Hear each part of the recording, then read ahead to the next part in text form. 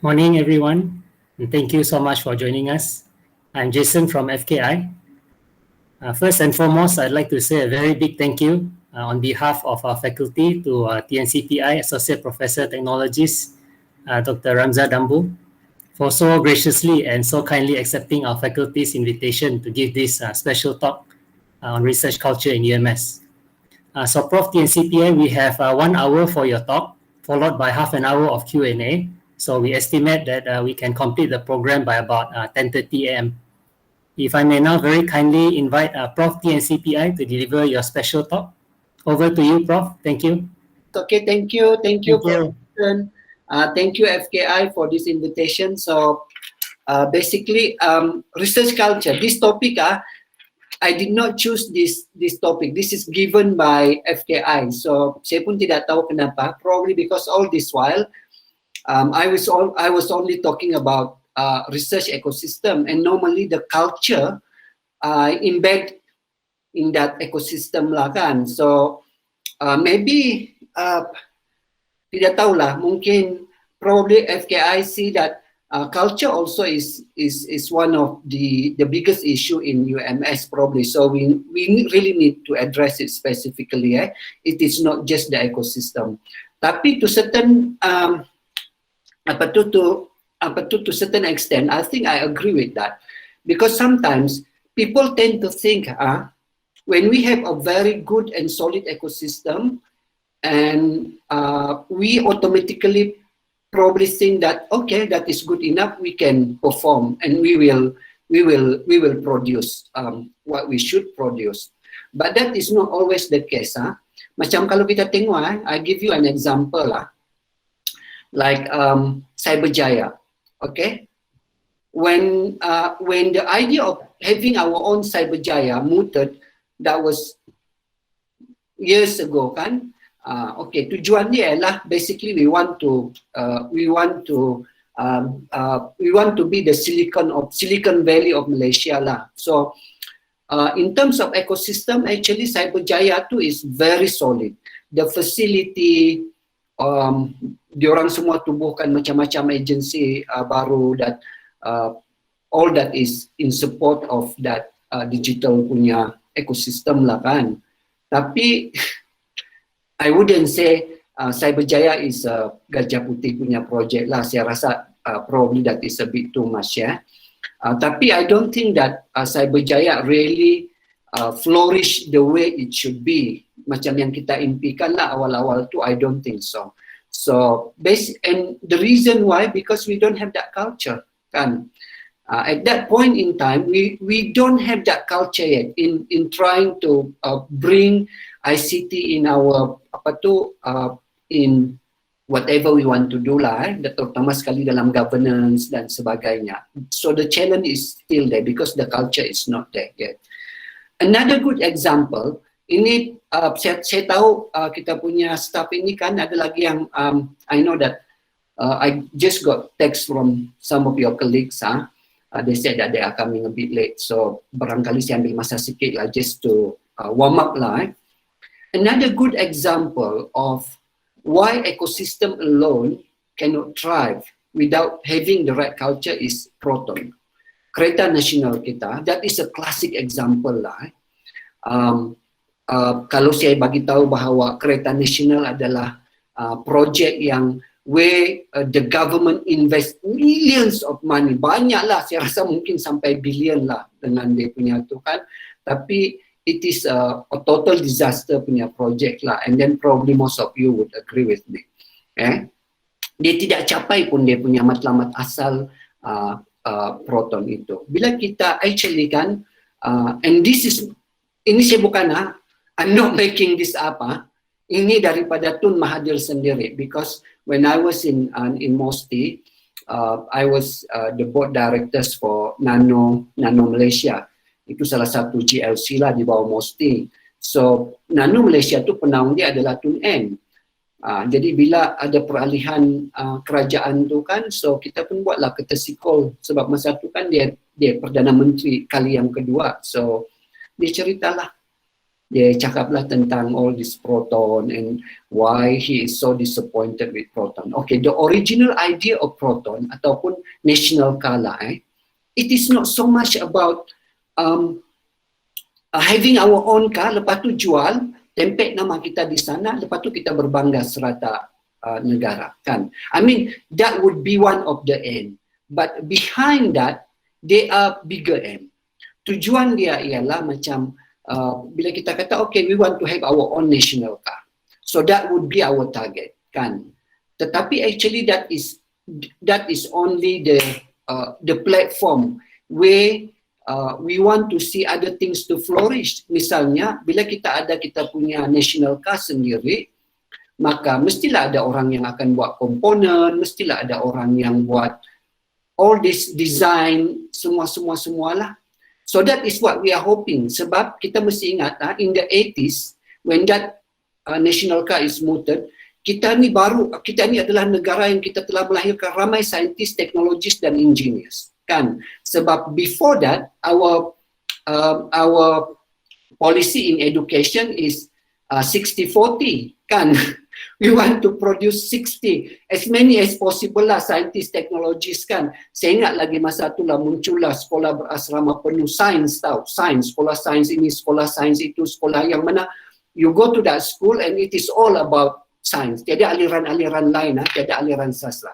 And this is the cream of the cream, kan, masuk sekolah asrama penuh all the bijak pandai lah. So memang all out lah kita pada zaman itu to produce good technologies and scientists.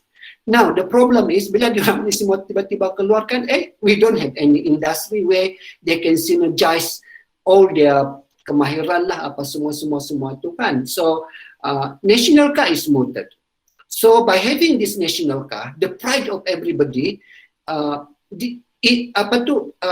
M punya idea asal is, he wanted that national car to be the magnet, tau. He want to be the magnet, so it can it can basically synergize all these scientists, semua kemahiran lah. So ada orang akan buat parts, ada orang akan buat, sebab kereta kan dia ada banyak parts yang memerlukan engineering, memerlukan ICT, even memerlukan develop probably new materials, kan. So since we are national car, we want to dominate the market. Okay, semua saintis-saintis kita semua ni boleh masuklah macam-macam dalam industri. So that is the original aim.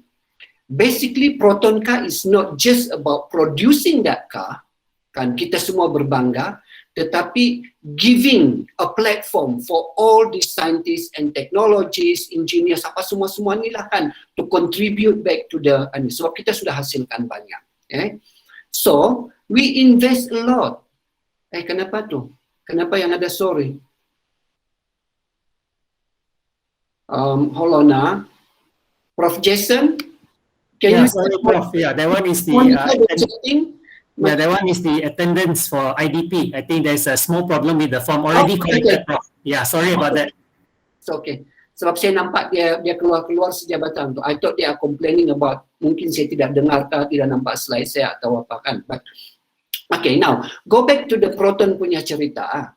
So, because that is the aim, kan, dan kita ada banyak scientists, technologists, engineers pada masa itu, we really want to create this platform so everybody can perform there and, you know, develop and flourish supaya negara kita ni jadi macam negara yang berasaskan STI, Science, Teknologi dan Inovasi. So, they invest a lot. To develop that ecosystem for the national car, kan. Tubuhkanlah apa namanya itu yang di bawah Proton ini kan. Lepas tu ada lagi agensi kecil-kecil, even MITE yang ada sekarang ini pun actually part of the penubuhan tu is basically to serve the purpose of Proton lah, walaupun juga ada serves benda-benda lain. So adalah investment. So the ecosystem is there, but then tidak tahulah, we don't have the culture to innovate. We don't have the culture to create. We only have the culture of using lah. So we try. These people yang on the ground itu, they cannot see the real vision of our Perdana Menteri masa tu, Tun M, kan.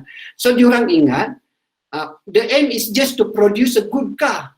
yang boleh kita banggakan di dalam dan di luar negeri supaya kita boleh tawan market kita. So they go for the easy way out lah, kan?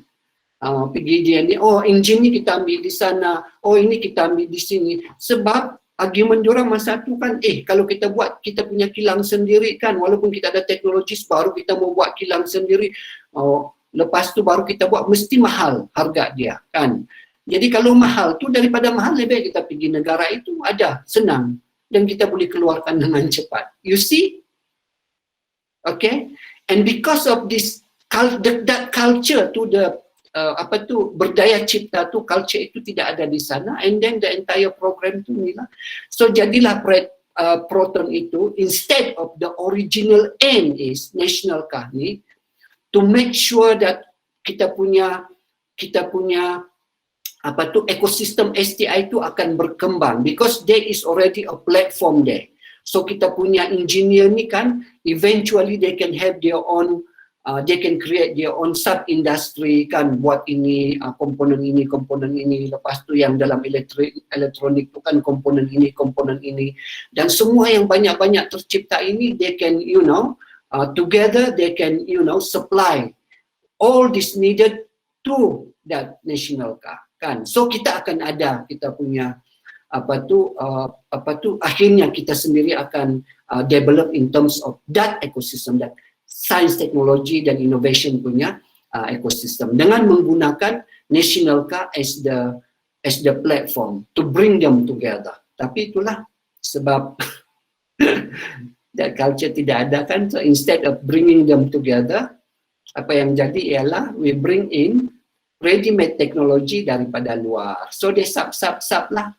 So akhirnya kita tidak create any industry, we do not create any new homegrown technology.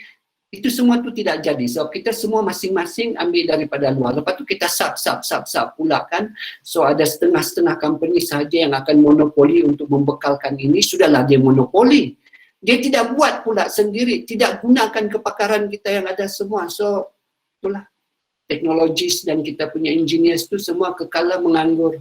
Kalau tidak menganggur pun jadi cikgu, jadi penoreh data, ataupun jadi kerja-kerja yang lain. Because we fail to develop that industry that we supposed to have by having that Proton punya anulah. So, panjang pula saya punya intro tu. Herman, next slide please. Okay, so basically that is why culture is also very, very important. It is not just the ecosystem.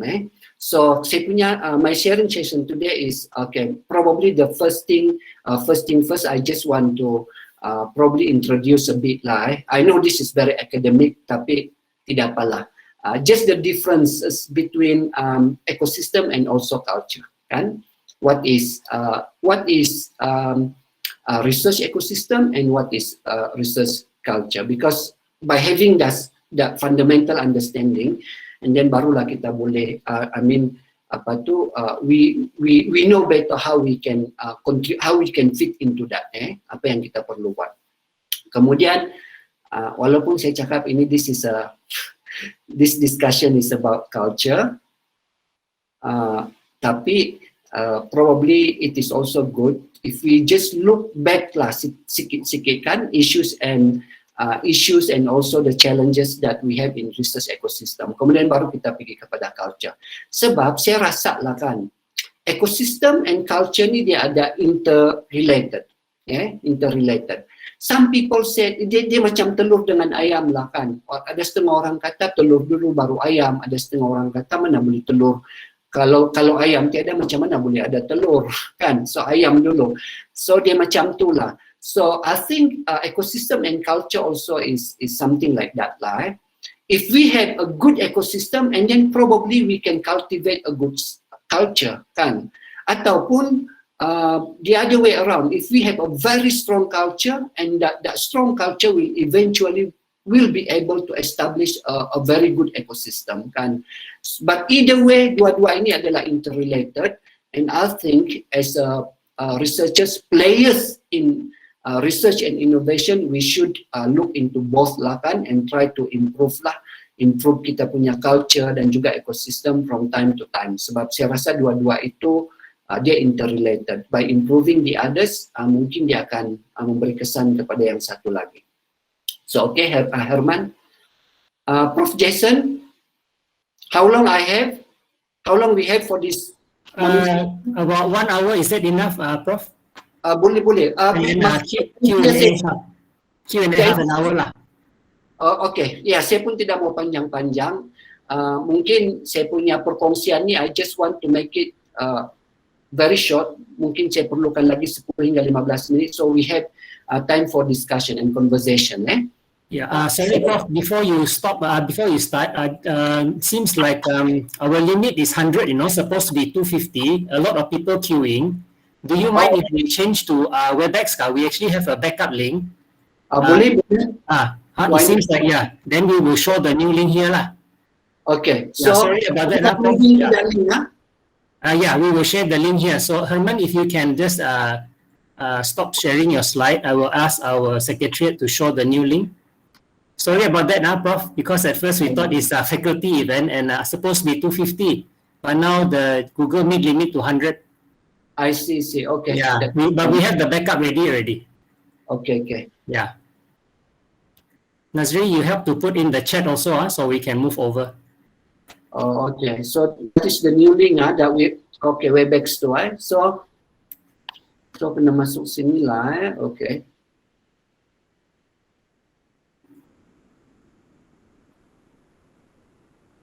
Okay, I would like to start with ecosystem versus culture. So, what is the difference between these two? Ecosystem, when we are talking about ecosystem, we are talking about the connectivity between the components. Kalau dalam konteks kita lah penyelidikan dan inovasi. So, there are many components in research and innovation. Okay, we have entities who are doing their things. We have players, apa semua lah. And we also have process. The direction, the vision, the mission, the policies, the guidelines, the activities that we are doing, kan? So that is all our ecosystem, and that is the components in that ecosystem, and it is when we look at ecosystem as a whole, it is the connectivity between this ecosystem lah. Okay. And when we are talking about culture, it is about approach and attitude of the player, of the very player that is in that ecosystem. So kalau kita bercakap pasal ekosistem research dan juga inovasi, maka the player is penyelidik lah kan. Kita punya majority player adalah penyelidik. In fact, mungkin saya juga adalah player juga with different capacity. Player sebagai policy maker. Sama juga dengan Prof Jason, you are also player, but okay, of course you are also researchers. Tapi in this ecosystem, your role is as administrator lah kan, yang monitor apa semua within your faculty lah kan. So that is the ecosystem. We have the activities, we have the entities who are doing things and how they are interacting between each other. When we are talking about culture, it is approach and attitude. Maknanya how we do things. Of course, we have this ecosystem, kan? But the ecosystem is basically macam robot lah ni kan. It is physical, it is there. But when we want to execute it, kan, even the ecosystem is the same, not necessarily that the process would be the same, because it is depending on how it is depending on your attitude, your sikap kita lah, dan juga kita punya approach kan. Sebab itulah kadang-kadang kan, I know people are complaining, apa ini susah betul. Dulu kalau kerani di PPI ini si anu ni cepat saja. Tapi sejak dia ini masuk kan, punyalah lambat, banyak lagi itu ditanya dan sebagainya kan. So we are talking about culture here. We are talking about approach. We are talking about attitude kan. So, ialah macam tadi juga, probably people are questioning which one is more important, which one is shaping the others. I think ecosystem and culture is interrelated lah. Sometimes we need a good culture so that we can establish a very strong ecosystem. But sometimes, if we don't have that culture, the only way we can nurture that culture is by having a certain ecosystem that can create that culture. So dua-dua tu dia saling milahkan. Tapi yang paling penting sekali, kita janganlah jadi macam Proton kan, kita punya national car.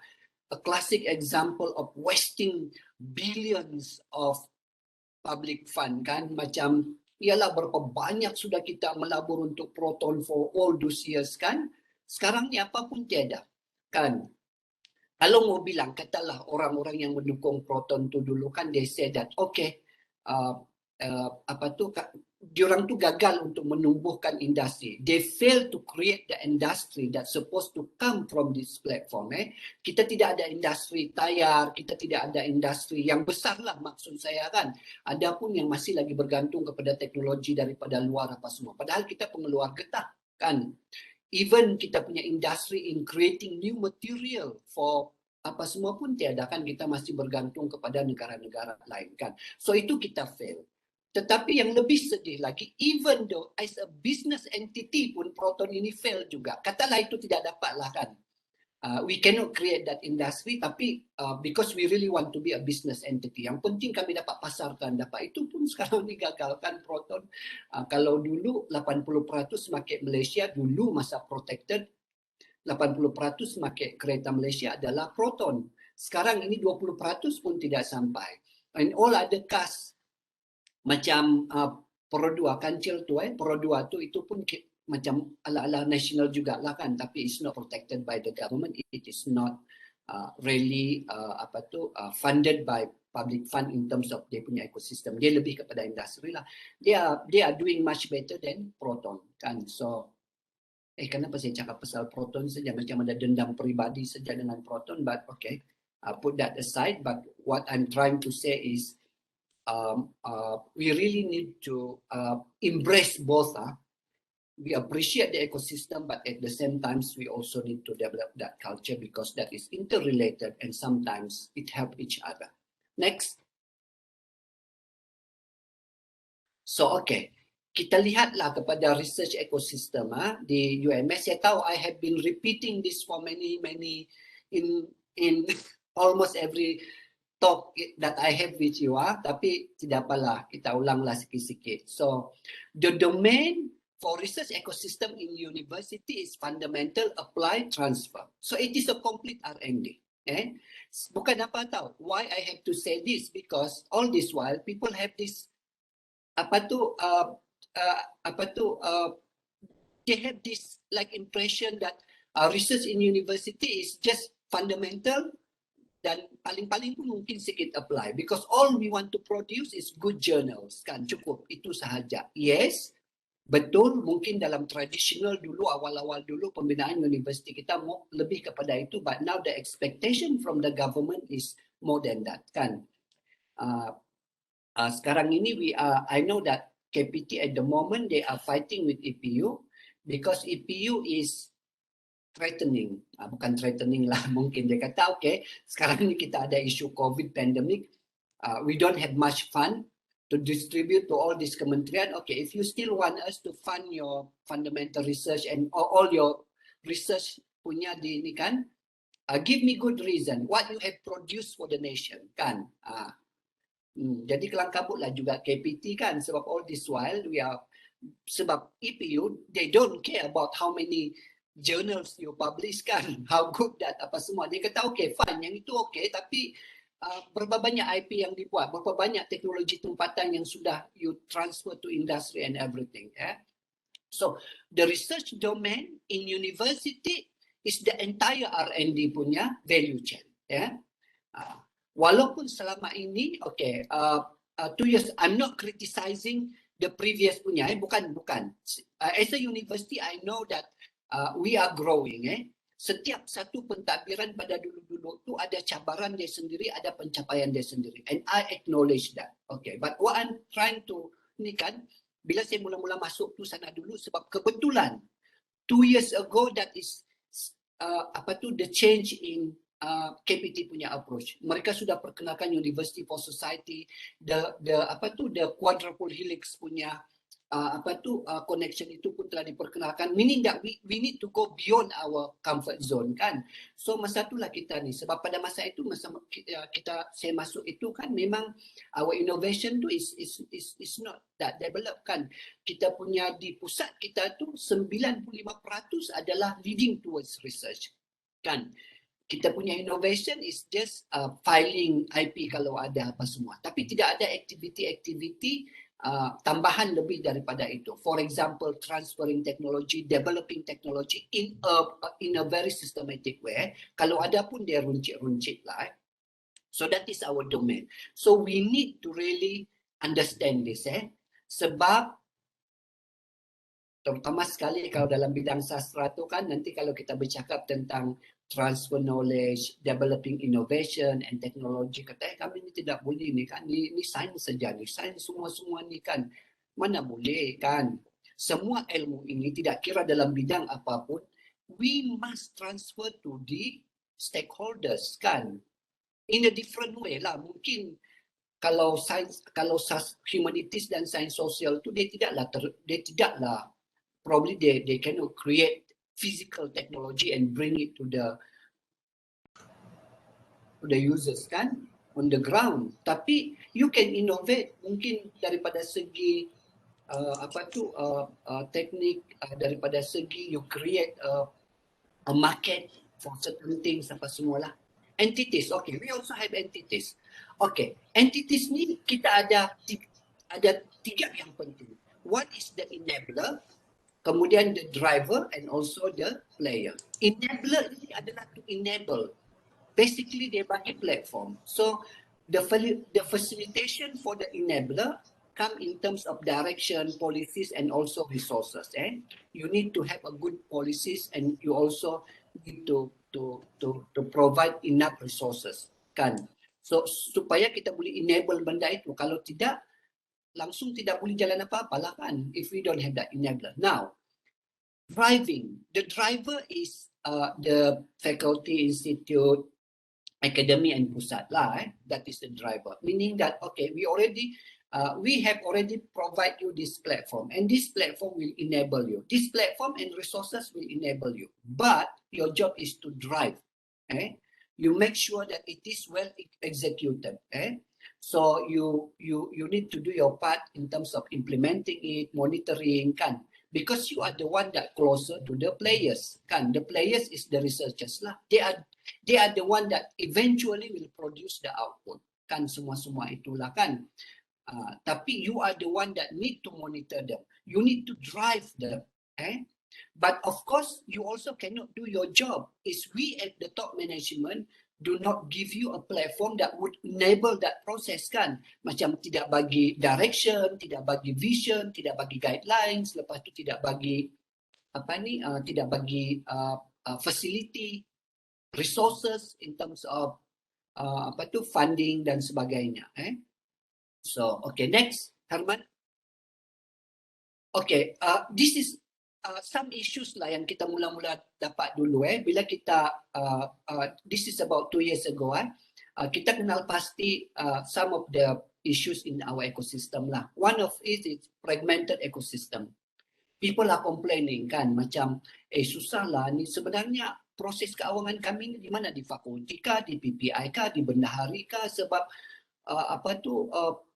dia macam kadang-kadang tidak selaras. Kadang-kadang kalau benda ini terus pergi bendahari, kalau benda ini pula terus pergi ke PPI dulu, ataupun we want to do di mana kami mau dapat ni kalau kami mau buat IP apa semua dan sebagainya kan, sebab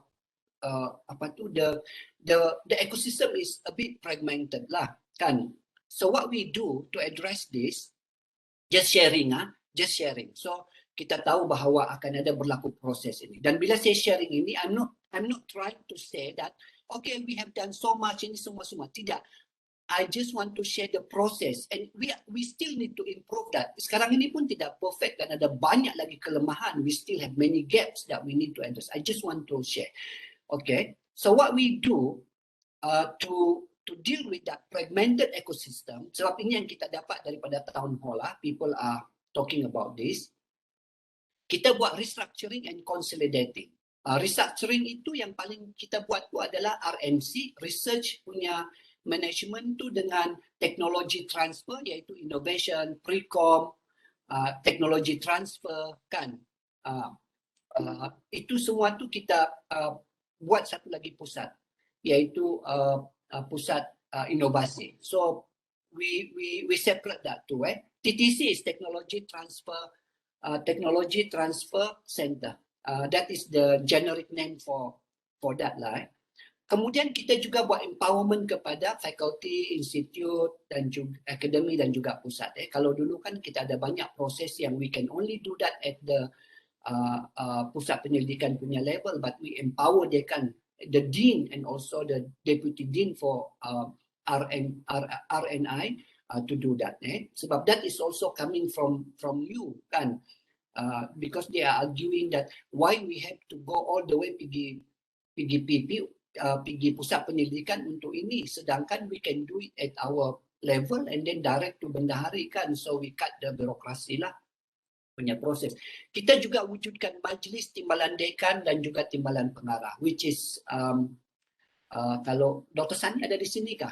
Dr. Sani, are you here? Probably tiada. Dia adalah merupakan pengurusi untuk majlis ini. And hopefully that is something that we can, the empowerment will be strengthened there lah. Kita juga ada masalah dari segi birokratik proses. Ini juga adalah isu. Oh, ini pun salah satu favorite issue kalau kita di mana-mana saya buat saya punya town hall ataupun engagement dengan researchers.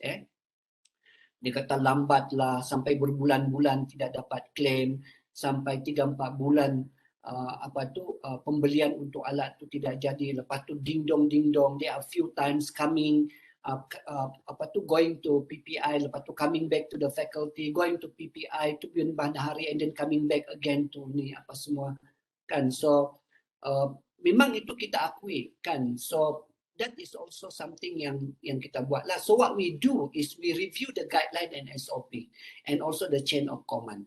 Kalau kita sedar sebenarnya dalam tempoh 2 tahun ini kita telah pun review lebih kurang dalam 15 guideline yang sedia ada. Kita improve lah mana yang kita kata menyusahkan. We cut the process, some of the process. We make it leaner.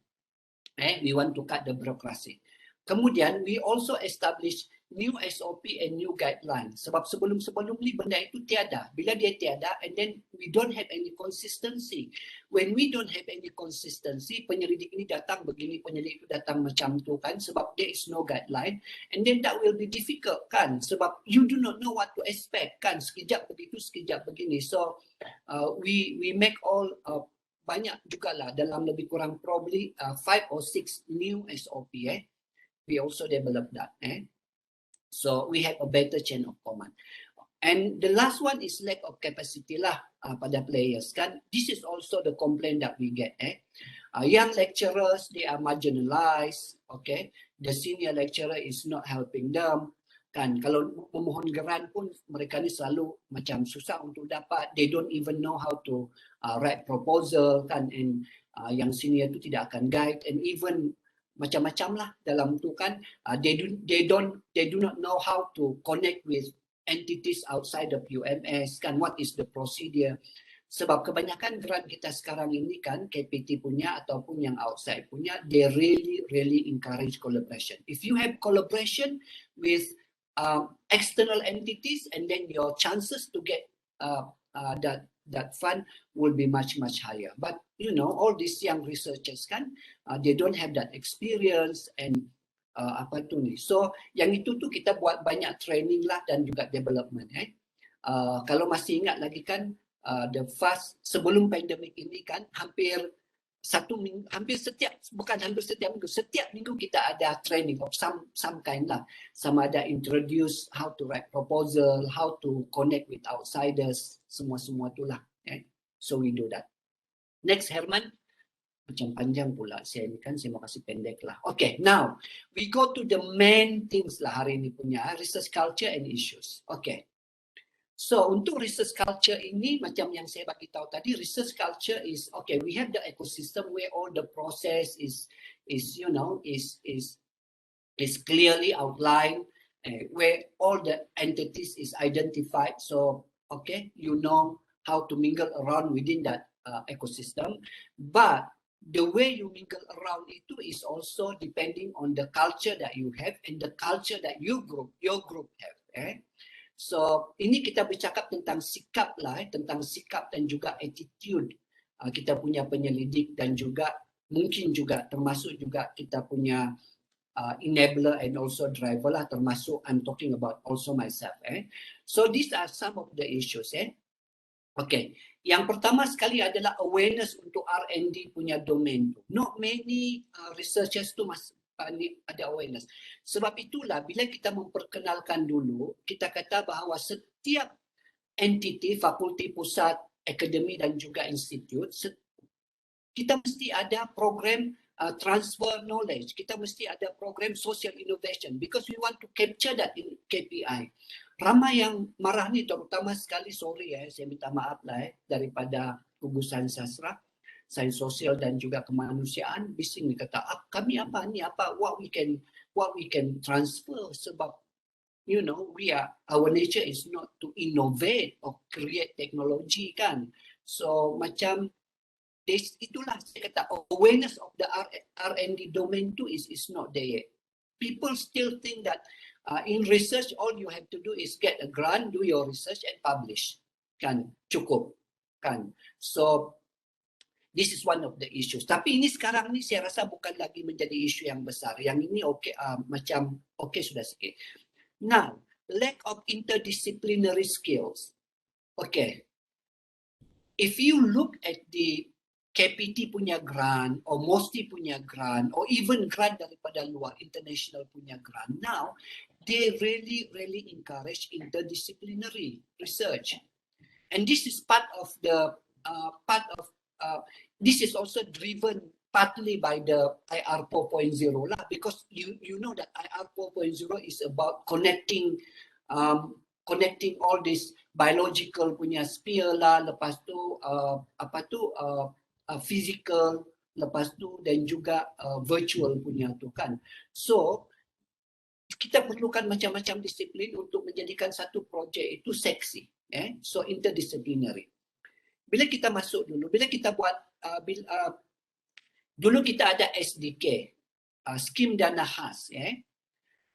Dalam skim dana khas tu, bila kita tengok projek apa semua, sebab I was asking kita punya pusat penyelidikan dan inovasi masa itu kan, saya kata okey, apa beza SDK ini dengan geran-geran yang lain itu yang macam niche sahaja. SDK ini sepatutnya interdisciplinary. Memang ada ditulis dalam tu, tapi bila kita tengok dalam tu, it is the interdisciplinary is not there lah. Macam sebab dia macam pendidik daripada fakulti yang sama ataupun daripada bidang yang sama. Kalau ada perbezaan pun, kalau sains sosial tu okey, adalah mungkin elemen geografi di sana, sejarah, tapi sesama dia sahaja. Interdisciplinary, it should go beyond that kan. Dia mesti sekurang paling tidak pun ada elemen sains, teknologi dan juga social science itulah, barulah kita betul-betul interdisciplinary, because the spirit behind interdisciplinary ialah we want to mimic the real world. If you go to the real world, mana ada satu benda itu yang hanya sains sosial sahaja dalam tu. Ini teknologi sahaja ada dalam tu. I think it's mix of everything kan. So ini, tapi selepas kita buat tu, this lack of interdisciplinary skills ini pun sekarang ni is improving, sebab sekarang ini kita 100% sudah kan. Lack of networking skill ini pun satu jugalah yang saya sebut tadi, especially young lecturers or even some senior lecturers, because we are not exposed to this one tau. Kalau dulu-dulu tu kan penyelidikan, we are not even there is no encouragement for us to collaborate with outsiders punya. Misalnya kita buat projek, katalah penyelidikan tentang pertanian kan, bukan main canggih lagi apa semua. Tapi kita tidak collaborate pun dengan entiti yang practitioner di luar sana, Jabatan Pertanian sebagai misalnya. Kalau kita collaborate pun kadang-kadang at the end of the project, normally kita jadikan diorang kita punya responden ataupun hanya sebagai sebahagian daripada kajian. But they are not part of that research kan. Sedangkan itu adalah keperluan kita sekarang. Kalau kita lihat pun sekarang ini, even fundamental kan, you don't have any collaboration, your chances to get dana is very very slim. Dia perlukan apa tu. Dan saya tahu kenapa KPT buat macam tu, sebab KPT juga kan sedang mengejar ranking lah, ataupun KPT is also under pressure to perform at the global punya ni kan. So one of the measure is through ranking lah kan. So saya tahu KPT sentiasa menjawab tentang ranking ini di kabinet setiap tahun. So they push lah universiti ni untuk nikah ranking, and one of the way for you to get good ranking is actually through collaboration, networking ini dengan entiti-entiti luar. Sebab kalau kita lihat penilaian sama ada QH ataupun THE, salah satu entitinya itu adalah academic reputation. Academic reputation ini adalah academic reputation and also employee reputation. Tanya orang-orang di luar ni, tahukah, kenalkah dengan universiti ini, what do you think of that university kan. So kalau dia kata, oh I never heard of that university, kosong markah kita kan. So that is why we are encouraged to do networking kan.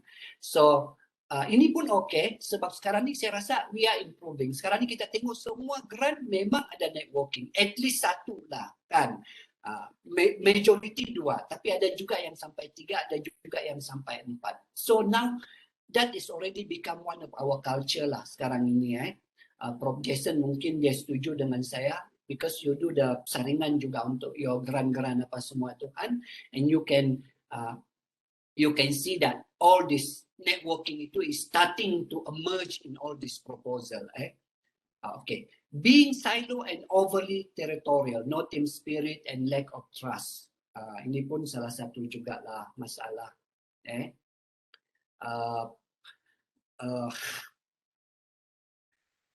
I think this is the biggest challenge for us lah. Dua yang okay. Semua yang 3 di atas itu tu adalah biasa-biasa lah. Dua yang di bawah itu, kalau we need to focus on this lah. Kan, kalau being silo and self-centered too, if we can address this and we can improve a lot seriously. But this is the classic lah, the classic problem in research culture. This is not only unique to UMS. Saya tahu sebab saya di MOSTI, saya 3 tahun. It is everywhere. Bukan saja di university, even di research center kan. Sebab dulu di MOSTI itu, under MOSTI there are more than 30 agency and GLC kan. And because I'm the TKSU, Deputy Secretary General for Science, they are directly under me. Saya lah yang menjaga-jaga semua tu. So daripada 30 lebih itu, more than 2/3 adalah nature dia adalah research institution. So saya tahulah, bila saya masuk di sana kan, the first few months tu kan, orang ni datang. Lepas tu dia mengata orang tu. Dia kata orang ni sebenarnya basically melobi lah untuk naik jadi pengarah atau apa semua tu kan, tetapi secara halusnya that is how they do it lah. Or they are trying to discredit, they are trying to undermine their colleague. What is this? Apa masalah dia ni kan? Di sini pun sama juga di UMS ini kan. We are overly territorial, we like to work in silo kan. Saya kecewa lah kadang-kadang tu kan. Okay, I have to say this lah. Sometimes it is very disappointing. You ask me to fight for money lah kan. Iyalah saya sebagai enabler, of course lah my job is to get you money. So one of the things that I fight is to get that 10 juta internal punya grant tu kan. Universiti lain mana ada dapat sampai 10 juta tu kan. Lepas tu mesti orang kata, alah dulu sebelum dia masuk pun sudah ada 7 juta kan. Memang ada. Tapi saya mau bagi tahu it is not easy for kan. 2018 kita ada 7 juta. 2019 dia naik sikit kan. Lepas tu 2010 10 juta dan tahun ini pun 10 juta. That is not easy to fight tau. Sebab sekarang ini kita COVID. Kalau kita tengok bagi yang terlibat dengan pentadbiran, you know why So bendahari itu kan tahun lepas dan tahun ini pun dia sudah bagi surat kan, dia akan tarik peruntukan kan untuk fakulti apa semua ni. Kalau ada dekan di sini, you know. Tetapi pernahkah ditarik penyelidikan punya bajet? Tiada. Because I fight hard saya kena juga berpolitik juga dengan bendahari kan. So dia pun, dan of course lah juga one of the other reason is also because our vice chancellor also is very supportive of research kan. Tapi what I'm trying to say is that is not easy.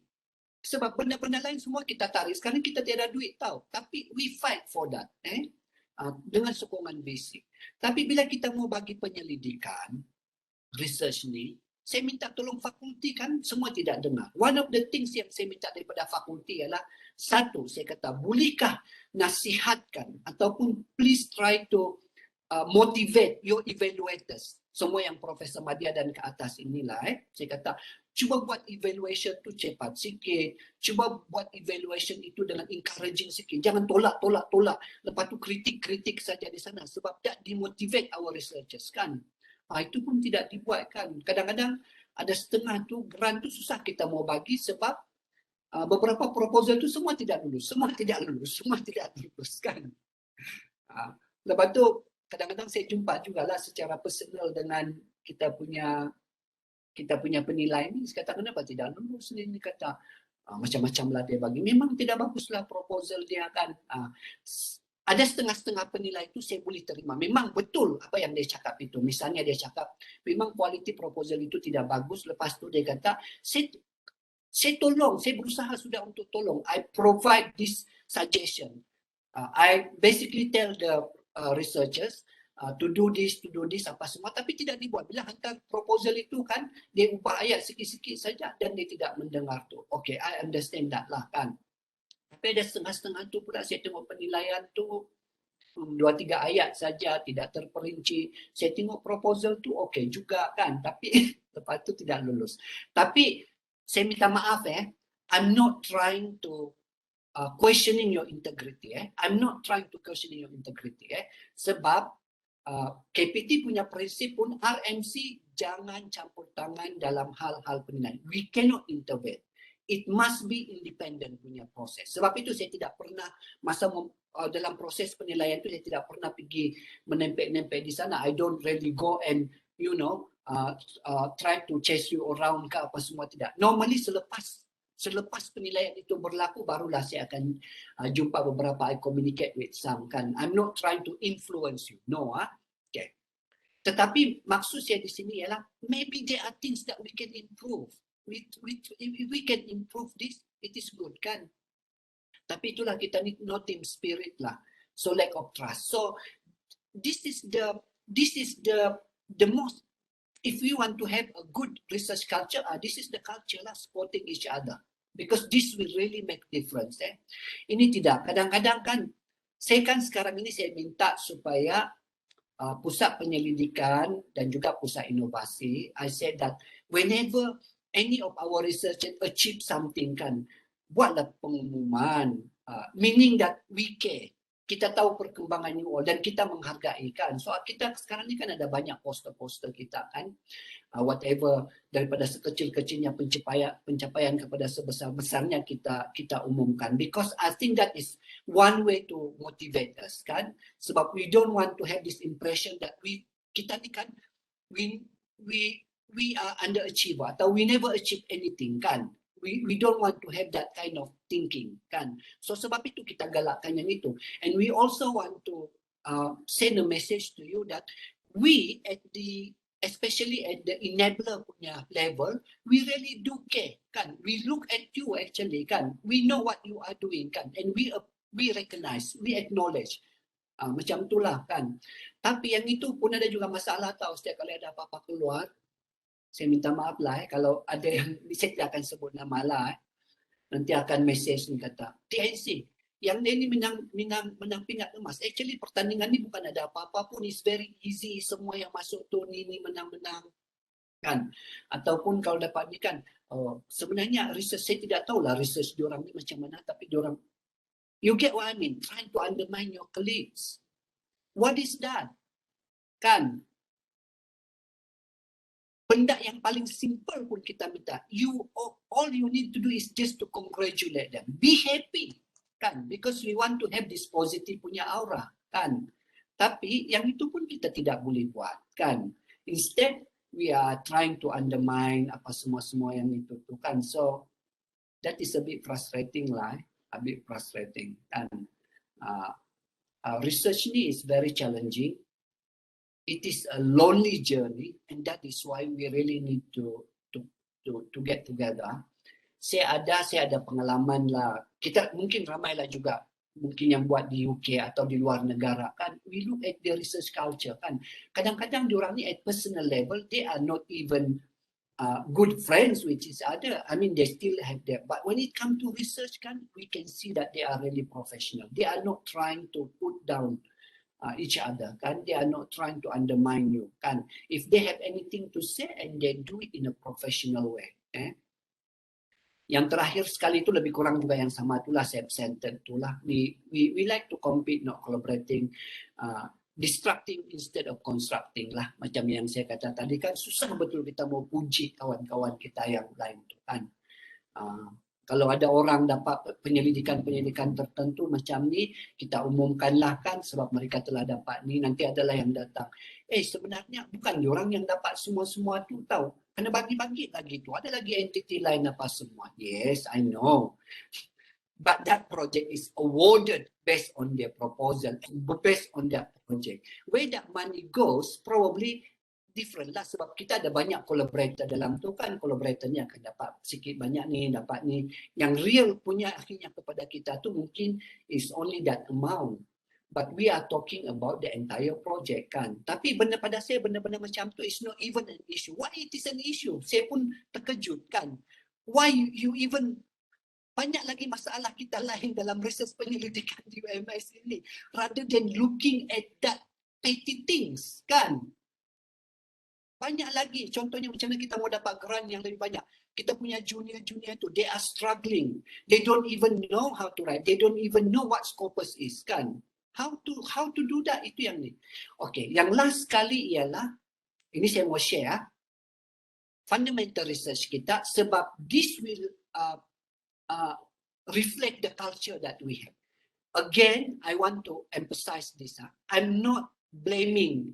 Bukan saya mau cakap bahawa inilah masalah kita di sini ni because all this TNC sebut inilah sebab penyelidik ini saja yang bermasalah sebagai, tidak. I'm not putting the entire blame lah. Kenapa kita punya penyelidikan ini, we are still, kita ada pencapaian, but a little bit still masih lagi struggling berbanding dengan universiti-universiti yang lebih established. I'm not saying that is because of you, because you have this. No.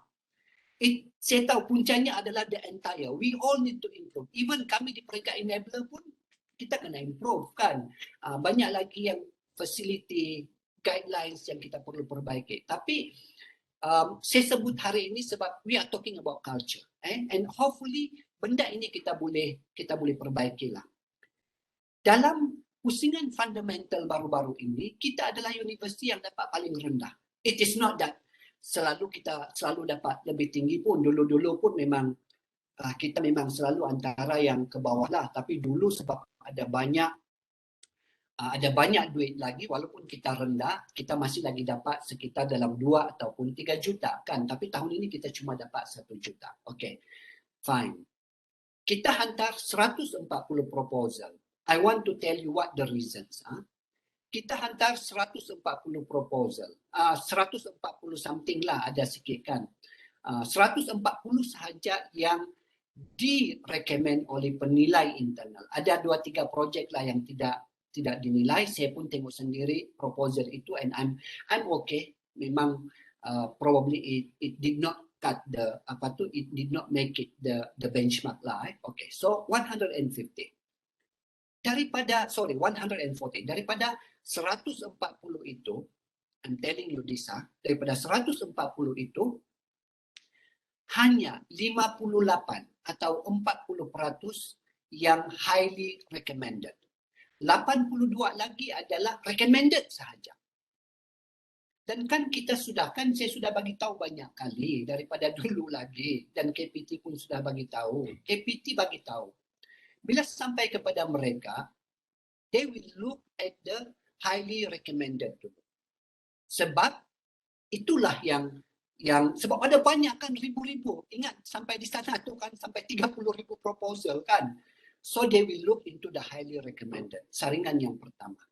Selepas yang highly recommended itu diproses, kalau masih ada baki duit, they will go to the recommended. Tapi mana pernah ada baki duit? So basically what they are saying is, kalau recommended saja itu memang tidak dapat laba itu. Kan? Tidak akan dinilai lah. And itu sebenarnya yang berlaku pada tahun ini. Tahun-tahun dulu masih lagi ada yang recommended itu, ada beberapa yang dinilai. Tahun ini 82 itu langsung tidak langsung tidak dinilai oleh KPT. So tinggal lagi 58. Daripada 58 itu pula ada 10, ada lebih kurang 13.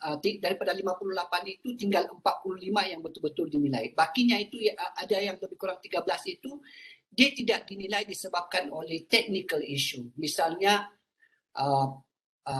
mungkin dia tulis budget itu salah sebab dia sepatutnya untuk aspek macam ni sahaja, dia sepatutnya sekian-sekian peratus saja tapi dia terlebih. Atau mungkin dia sudah ada grant fundamental research yang belum pun sampai 80%. Atau tajuk dia itu tidak cukup fundamental. Dia mungkin apply sedangkan ini adalah fundamental. So hal-hal technical macam tu. We take blame for that. Sebab itu sepatutnya adalah tanggungjawab pusat penyelidikan lah untuk menapis itu, betul-betul membantu. Tapi sebenarnya dalam lebih kurang 90% yang ditolak akibat yang itu tu, that is normal lah. Universiti lain pun banyak juga yang ditolak macam tu. In fact dalam mesyuarat TNC baru-baru ini, wakil daripada Universiti Kelantan dia bising sebab diorang pun ada banyak yang kena tolak begitu.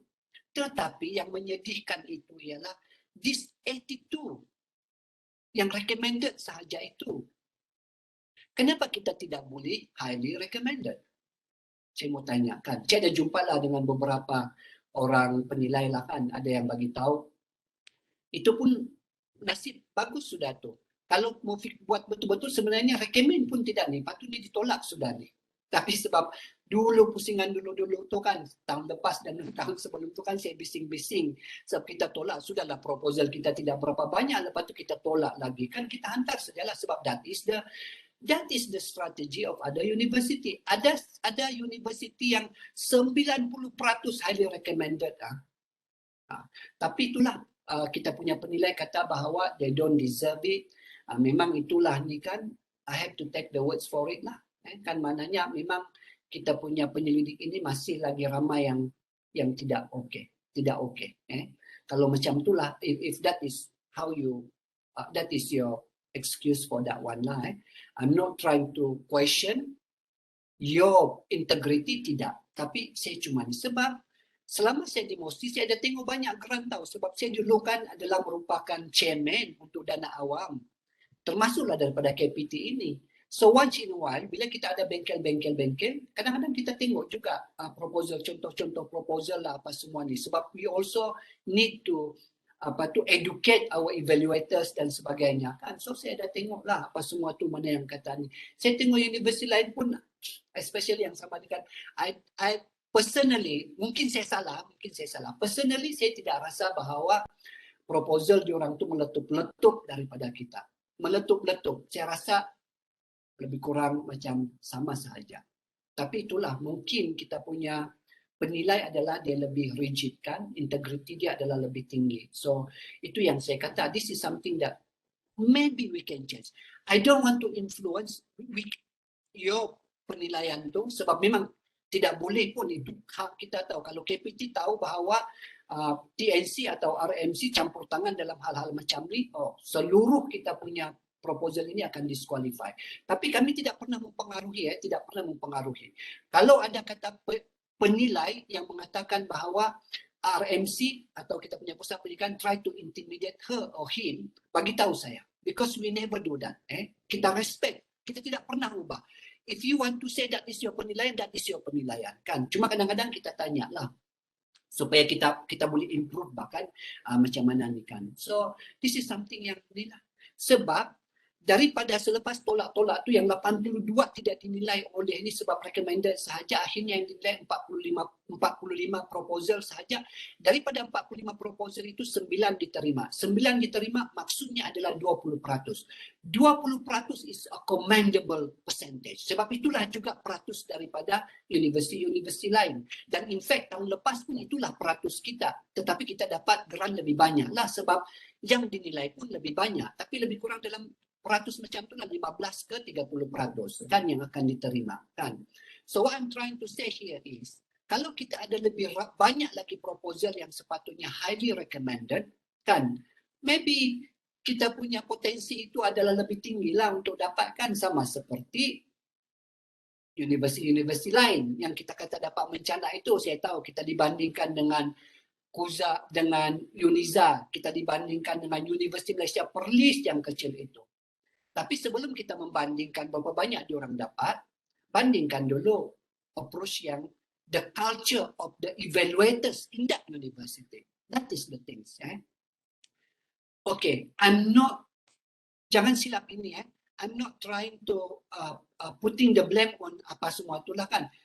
Sebagai TNC, I'm taking that blame. Sebab that is my job kan, to actually to look into this culture dan mengubah dia kan. Tapi kalau dia tidak dapat berubah, kita masih lagi ada macam tu, and then that remain will be my challenge lah kan. So saya sebut inilah bukan untuk I just want to explain the situation. I'm not trying to put the blame atau trying to make an excuse kan for myself, no. So that is the thing. Sebab itu saya kata kita pergi kepada way forward. Terlampau panjang, saya minta maaf terlampau panjang. Saya kata tadi conversation would be I want the discussion to be longer, tapi macam sini pula saya nih Herman, next. Sampai tidur sudah kau Herman, kenapa? So this is the way forward lah. So this is the way forward. Okay, selepas kita bincang semua yang itu tu, of course lah kita masih lagi ada issues, kita masih ada banyak kelemahan yang kita perlu perbaiki. Room of improvement is there kan, apa semua tu kan. But I also want to be positive. And bila saya kata positif ini, this is not for me, but the entire ecosystem. Sebab bila saya bercakap tentang pencapaian kita, actually you are the players. You are the one that produces. So you take credit for that.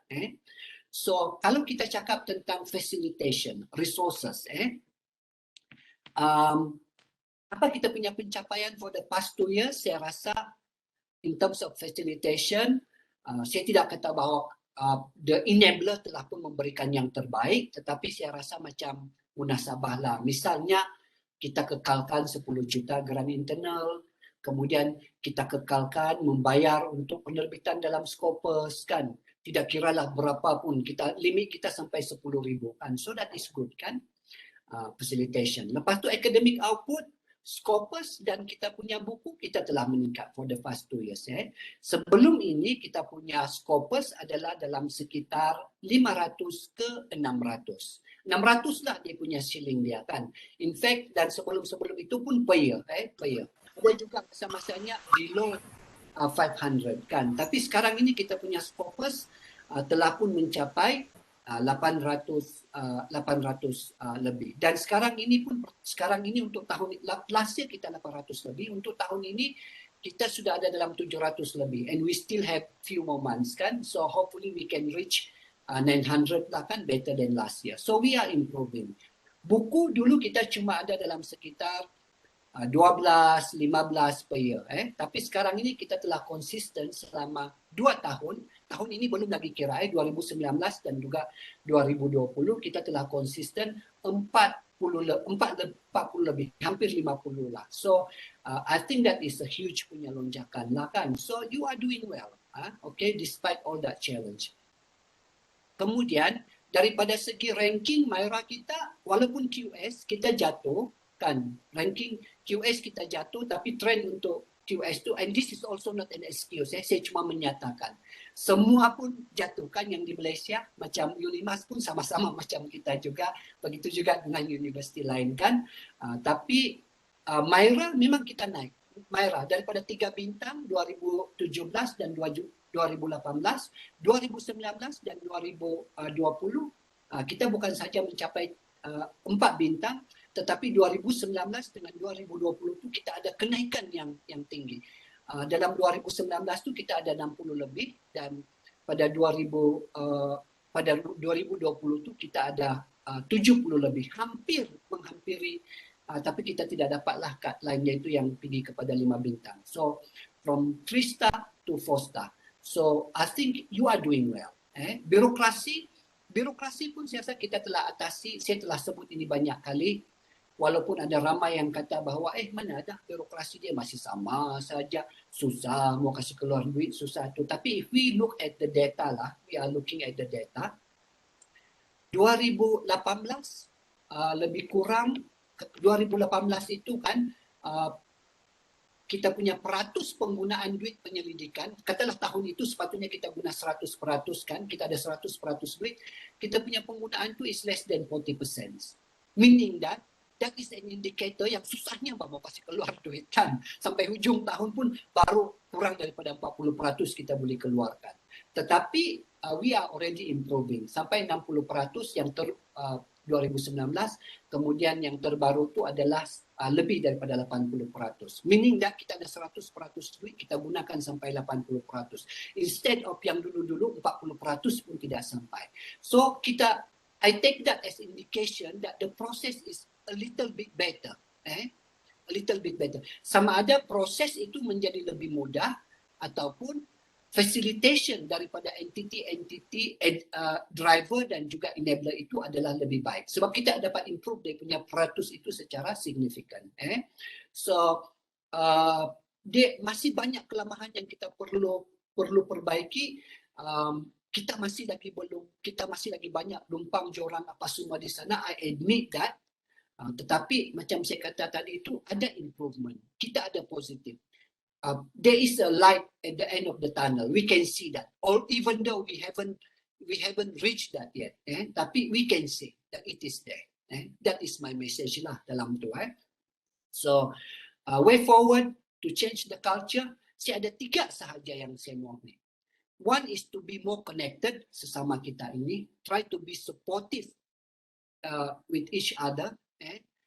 Try to be as a team kan, supaya kita ni menjadi satu pasukan. Instead of trying to put down, trying to undermine your colleague kan, why don't we work together supaya kita sama-sama dapat naik. I want that. Okay? I want that culture to be in our research and innovation punya ecosystem. I want that culture. Kemudian yang terakhir sekali ialah to have more champion lah. I think we really need champion kan. Kita tidak boleh mengharapkan mau duit banyak sahaja, permudahkan semua facility. We also need drivers, especially at the entity level, fakulti, institute, akademi dan juga pusat. We need a champion. Kita mesti ada orang yang push yang itu.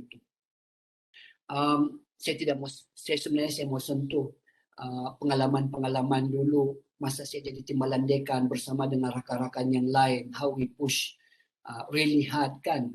Macam kami dulu, kalau saya timbalan dekan dulu bila kita ada penilaian FRGS itu, I will fight sampai saya dapat highly recommended untuk semua proposal daripada sekolah sains sosial lah masa itu.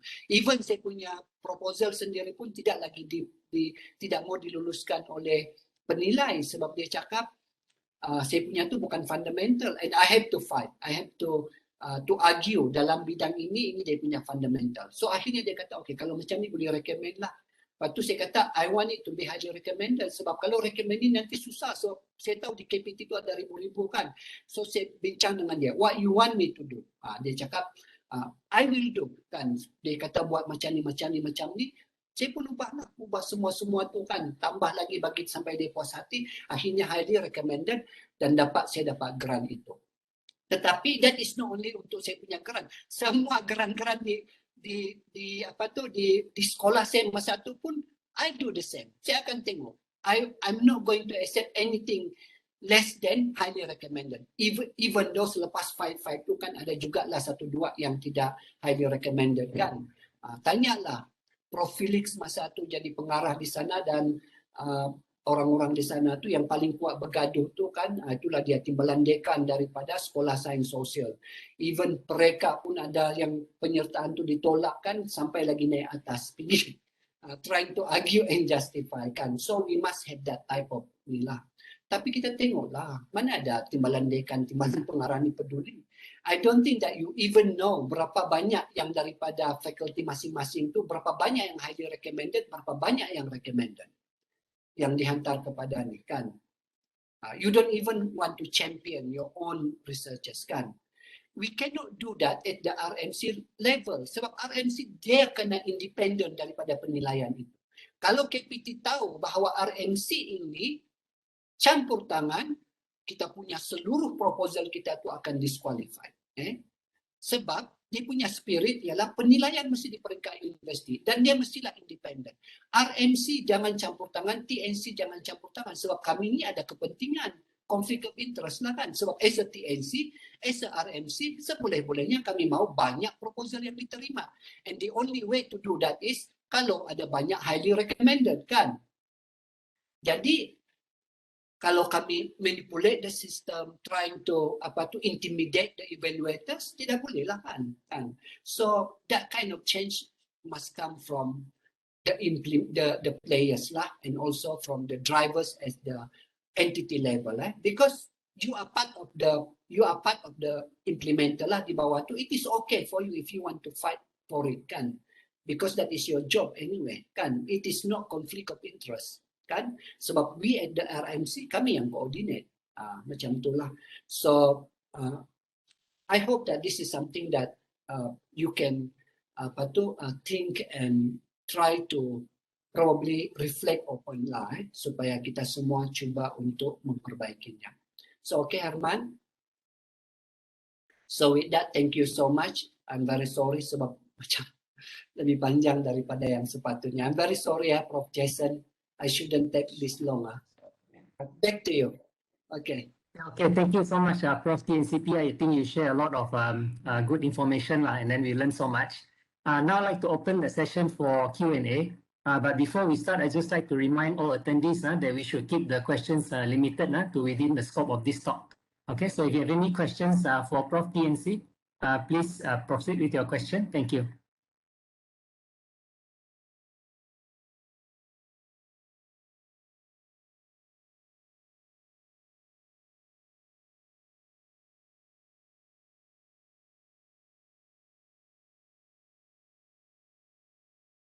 Maybe not yet with the question, Prof. TNC. I read out from the chat. I think got some question in the chat. Okay. Read from the chat lah. Okay. Yeah, I start with one from the chat first. From Lin Hassan, Dr. TNC untuk menghadiri pertandingan inovasi berbentuk PNP, memang tiadakah peruntukan? Saya pernah memohon pembayaran yuran, tapi penyataan tidak saya diluluskan tanpa pembiayaan. Oh, okay. Untuk penyertaan kepada inovasi-inovasi kita ada. Saya harap Prof. Abdullah ada di sini ataupun Dr. Homa. Saya tahu kadang-kadang ini pun pelaksanaan di peringkat PPI ini pun sometimes it is a bit confusing. Sebenarnya di dalam MAIRA, pingat inovasi itu adalah untuk apa-apa pingat yang universiti dapat. Kan? Asalkan dia berasaskan kepada penyelidikan. Tidak kiralah kalau dia adalah dinamakan pengajaran pun. You go and compete dalam pertandingan inovasi pengajaran. But actually as a researcher, definitely whatever you want to present coming from your research kan. So that will be counted. So sepatutnya kita boleh membiayai semua. Selagi ada duit kita membiaya. Asalkan dia adalah pertandingan inovasi, tidak kira dalam bidang apapun. So, I'm very sorry Lin, kalau yang mungkin saya rasa lah mungkin masa itu mungkin mungkin dana kita sudah habis sebab kita ada peruntukan yang terhad juga untuk pertandingan ini. So kalau sudah habis dia inilah, atau mungkin kalau disebabkan bahawa dikatakan bahawa itu adalah inovasi pengajaran, so that is not within the jurisdiction of PPI. I'm very sorry. We will re-evaluate that because it shouldn't be that way. So jawapan saya adalah boleh. Thank you. Any questions? I think just now I had somebody wanting to ask a question. I missed the name, sorry. Please proceed with your question.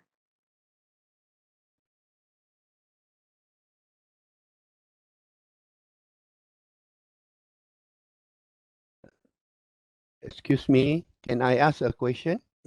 Yeah, sure. Is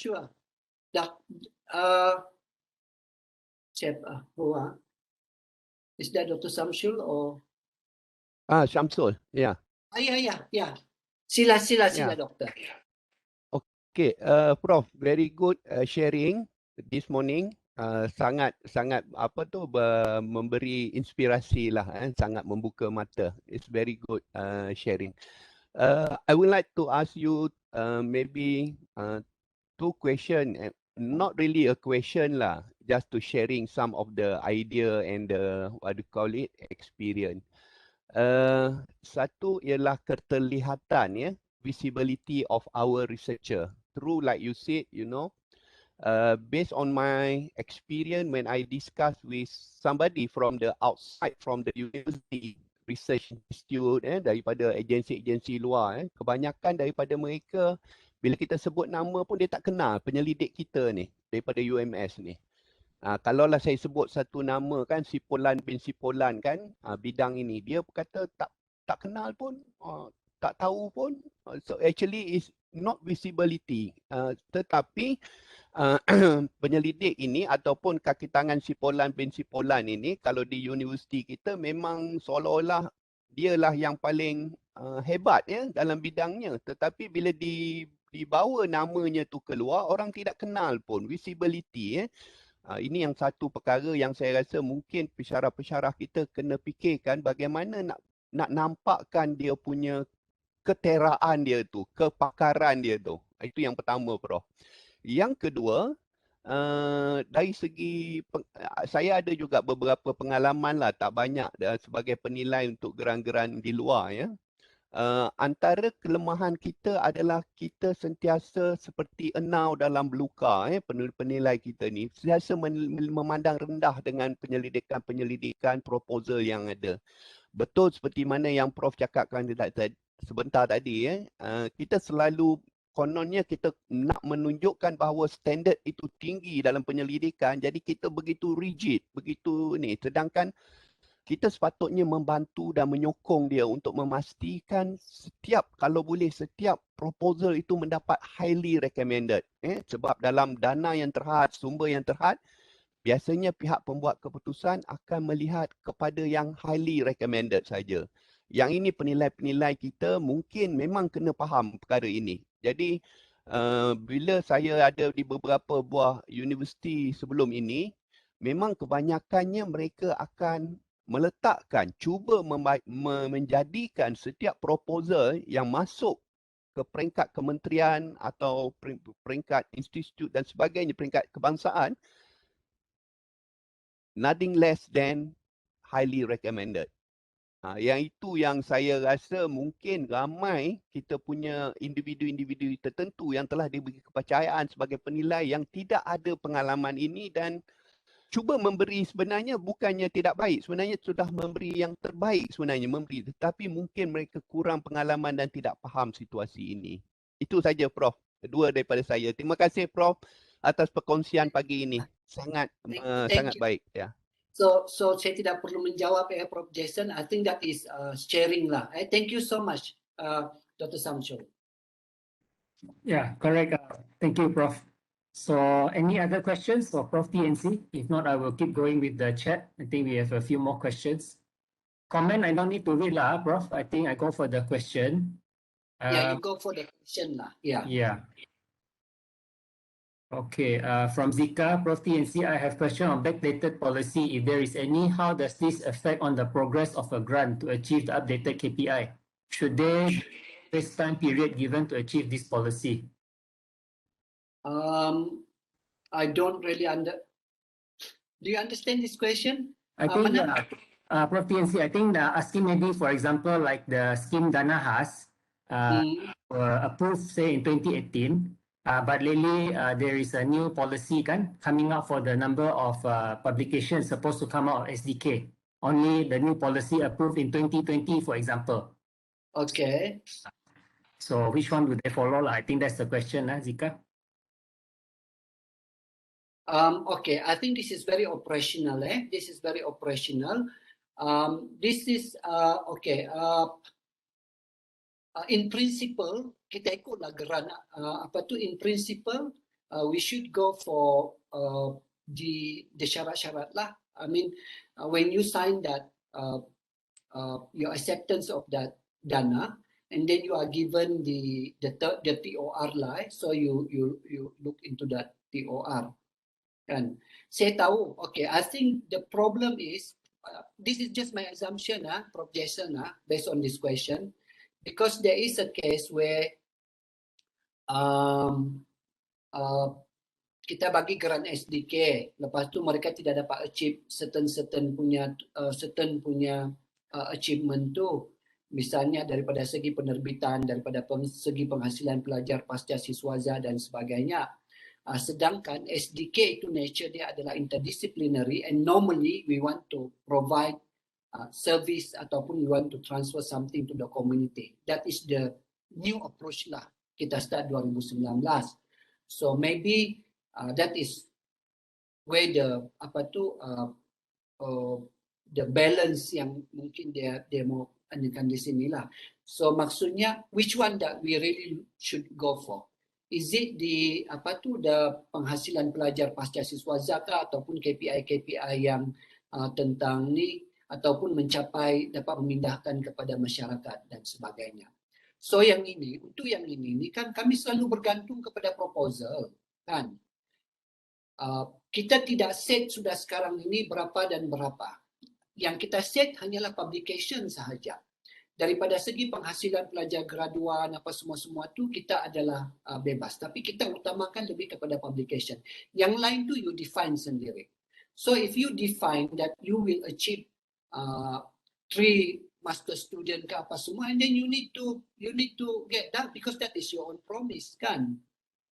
Lepas tu janganlah nanti bila sudah ada dapat penyelidikan itu, lepas tu 6 months later, oh actually this is impossible because it is very difficult to get master students, postgraduate students for this research area because it is very specific, kan? Apa semualah tu, kan? Okay, if you know that, kenapa daripada awal dulu kenapa diletak yang itu, sedangkan kami tidak letakkan pun syarat itu sebagai satu yang mesti, kan? Yang kita letak dengan pasti sekarang ni hanyalah publication. You must achieve, based on the amount of money that you get, you must achieve certain number of index publication.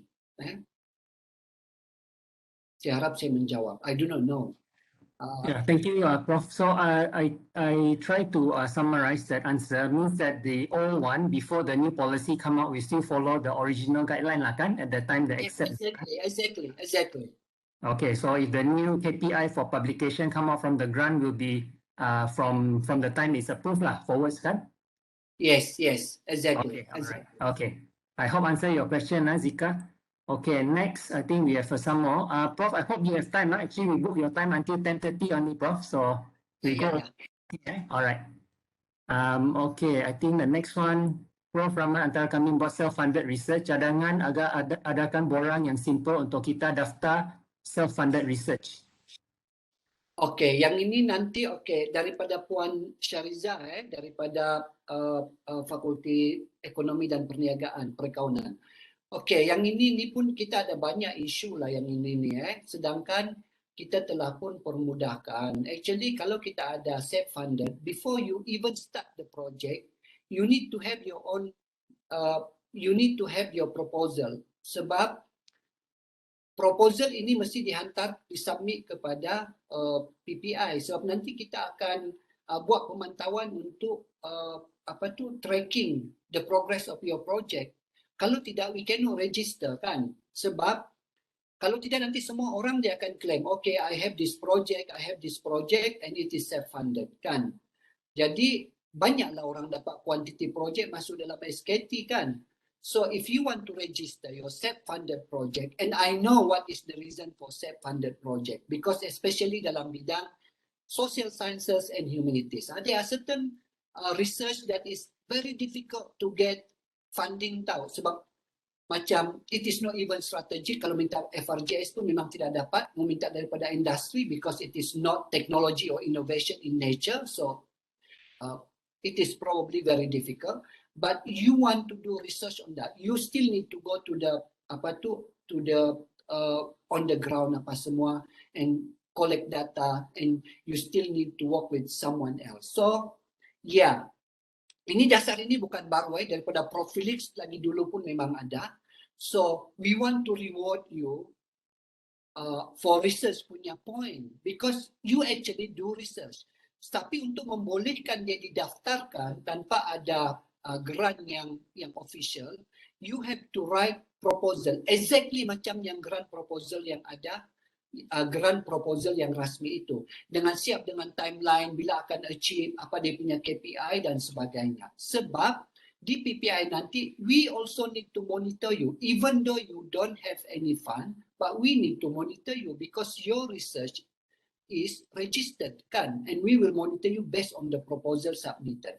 So, kalau meminta borang yang mudah apa semua tu, I assume that maksudnya ialah borang itu simple, isi-isi saja dalam tu dan register. Mungkin borang itu kita boleh permudahkan, but you still need to provide a comprehensive proposal. Dan dia mesti diberi sebelum projek itu bermula. Kalau projek itu sudah habis, baru kita mau daftarkan because we want to get the point of the research, dia tidak boleh lah sebab pemantauan tidak dibuat. We do not know whether you follow the timeline or not, kan? Because for you to be registered as a research, kan? Dapat point untuk itu, dia kena samalah dengan research yang official. Research yang official tu diorang ada time frame, dan dalam time frame itu kita buat pemantauan. So there is certain element of pressure there, kan? They have to follow certain routine apa semua tu, kan? So yang diregister walaupun self funded itu pun we also want you to go through the same process. So saya harap itu dapat menjawab soalan, but apa tu nanti boleh discuss jugalah dengan di pusat di RMC for more apa tu details on that. Okay, thank you. I move on. There's a general question from Tini Maizura. Apa fungsi unit tertentu dalam fakulti in terms of penyelidikan? Macam mana? What? Apa fungsi unit tertentu dalam fakulti in terms of penyelidikan? Apa fungsi unit tertentu dalam fakulti?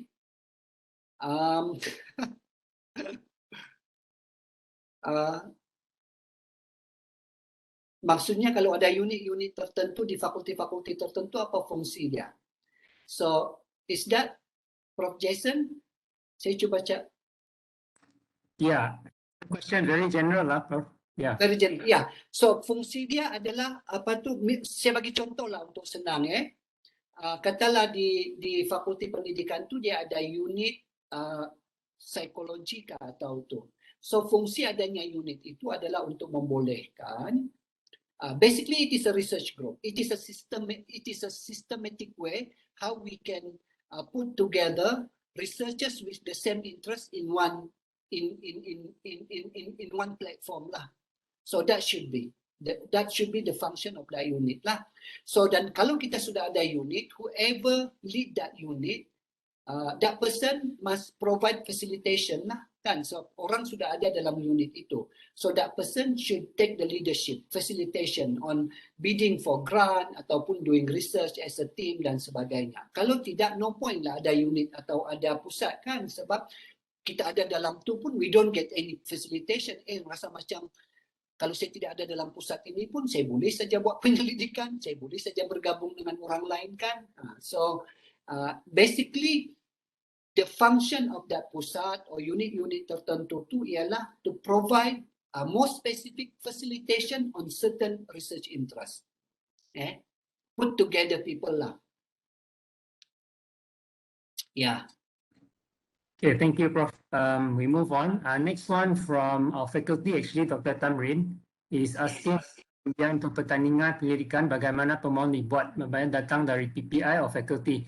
I apologize for this question, Prof. This one actually I mentioned in the faculty meeting already a few times. It's from PPP lah, kan? This one? Yeah. PPP. All right, so answer already. Actually, I mentioned in the faculty meeting. Okay. And the rest are comments. Okay, from Mandy, bolehkah didaftarkan penyelidikan yang PI dan grant penyelidikan luar negara dan kita sebagai penyelidik bersama yang tidak tersenarai dalam grant tersebut? LOI telah ditandatangani dengan pihak tersebut. Ya. Boleh. Jawapan saya adalah boleh.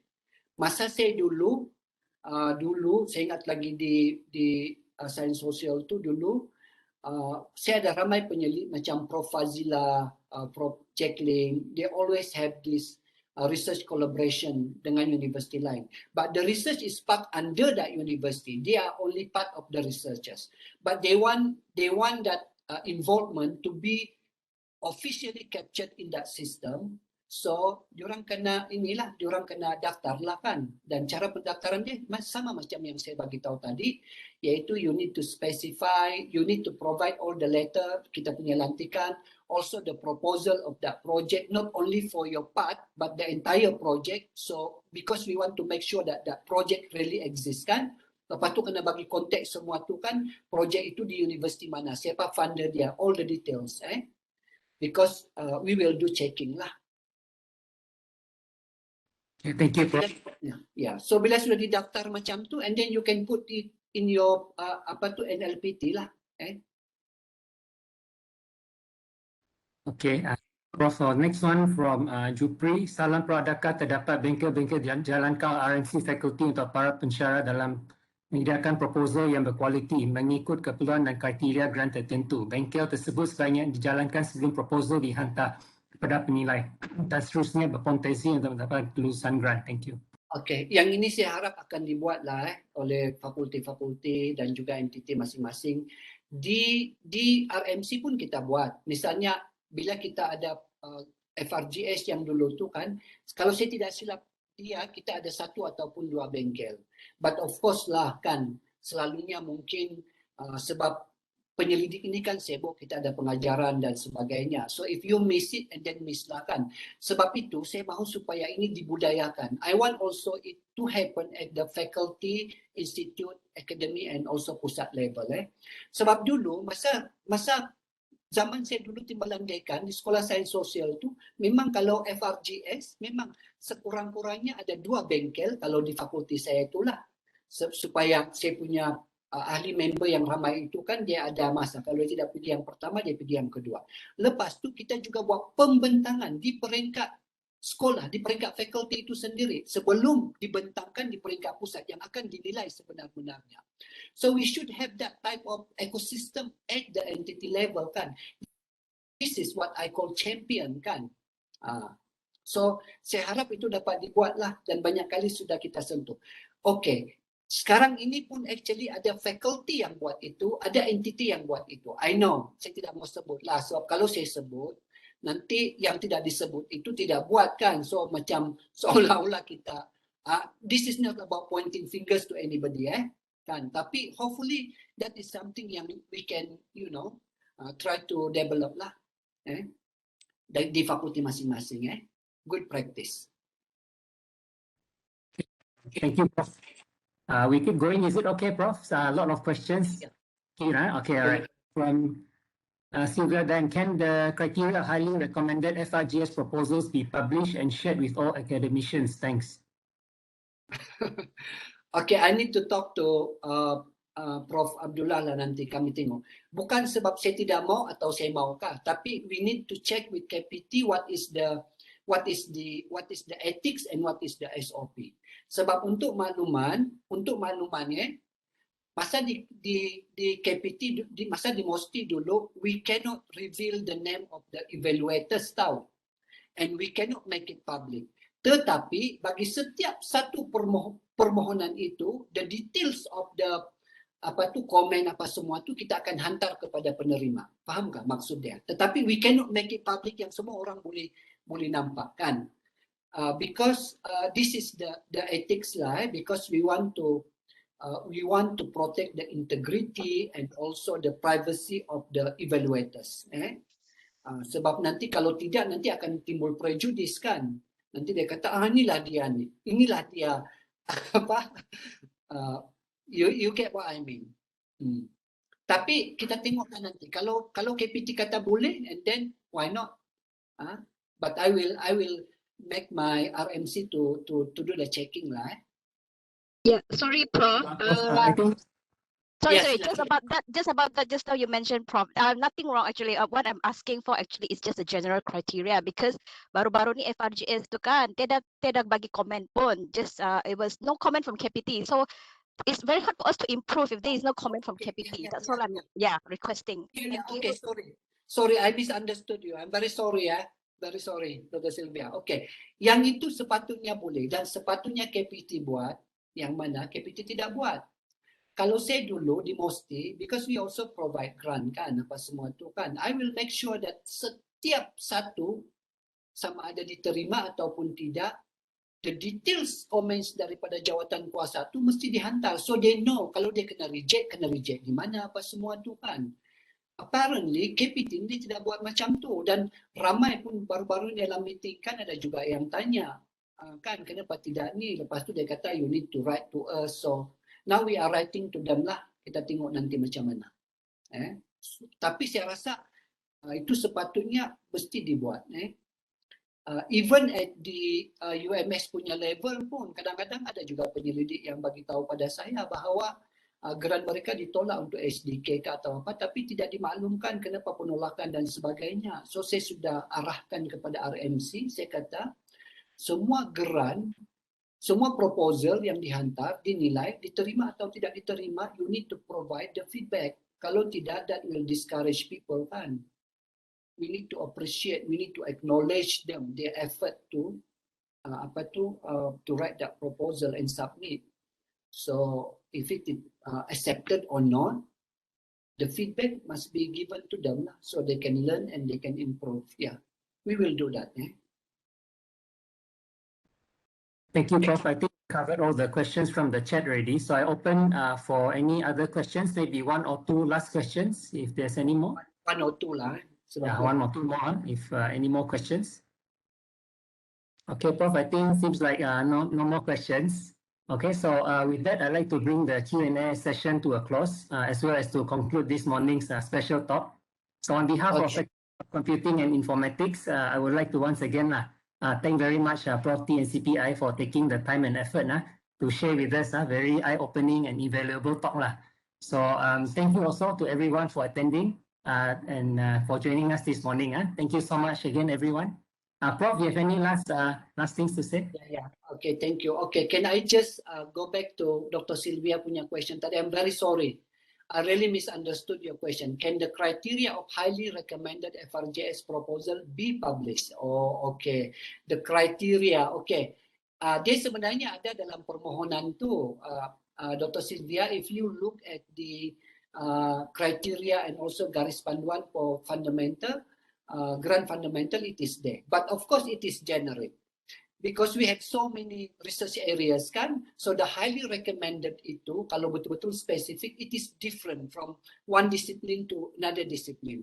But I guess this is something that we can initiate at the faculty level kan.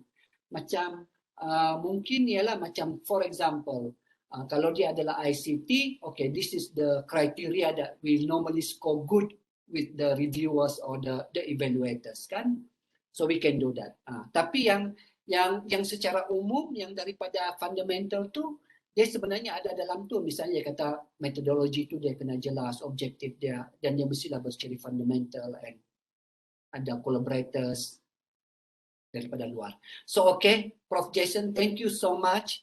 Thank you everyone, semua yang hadir dalam sini ni. So kalau ada sebarang saya punya kesilapan tu, I'm very sorry. And also sorry kita punya non-Malay speaking lecturers, kita punya academics, I'm very sorry. Sebab tahulah kan, it is so not natural to speak fully in English when, it is an internal punya event. Sorry, that is my bad I'm very sorry. But hopefully you can, you can follow sebab